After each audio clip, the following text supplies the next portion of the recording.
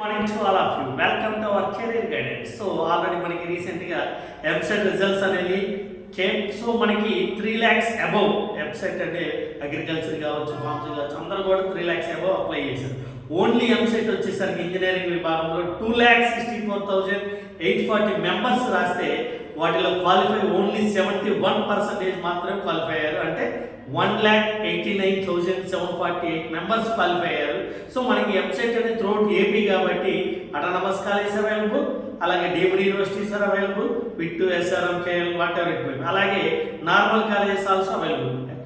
I think my opinion in present days 300 above engineering colleges are available in AP. కాబట్టి ఏ rank వాళ్ళకైనా maximum మంచి colleges అనేది choose చేసుకోండి. Government colleges are available, deemed universities are available, universities are available. కాబట్టి based on the rank ఎవరిని మీరు అడగాల్సిన అవసరం లేదు. జస్ట్ గూగుల్లోకి వెళ్ళి లాస్ట్ ఇయర్ ఎన్ని కాలేజెస్ ఉన్నాయి, ఏ కాలేజీలో ఎవరెవరి సీట్ వచ్చింది మనమే చూసుకోవచ్చు. ఫస్ట్ ర్యాంక్ ఎంత, లాస్ట్ ర్యాంక్ ఎంత, దాంట్లో కూడా reservation base SC, OC, BC ఇట్లా ప్రతి కాలేజీ ఈజీగా మన ఫోన్లోనే గూగుల్లో చెక్ చేసుకొని మనకు వచ్చిన మంచి ర్యాంక్ మంచి కాలేజ్ చూస్ చేసుకోండి.